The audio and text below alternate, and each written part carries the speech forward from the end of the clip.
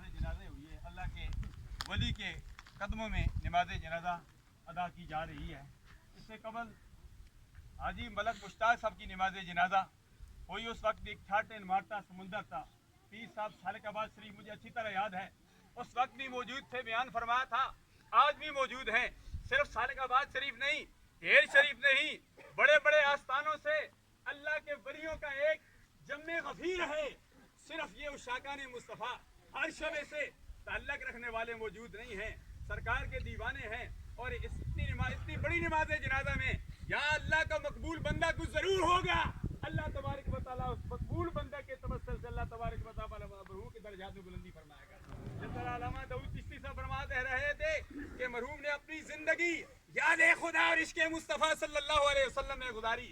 सखाफत में पहले नंबर पर थे, नमाज के हवाले से सफ़े अव्वल के नमाजी थे।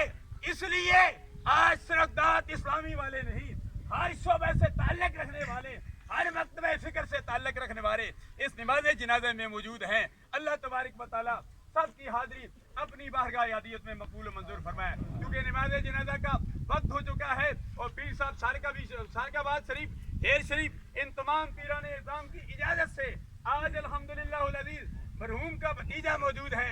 मेरी पुराने ये 20 साल पुराना शागिर्द रशीद है मोहतरम जनाब मलक मोहम्मद शफीक साहब, आप इस नमाज जनाजा की इमामत भी फरमाएंगे।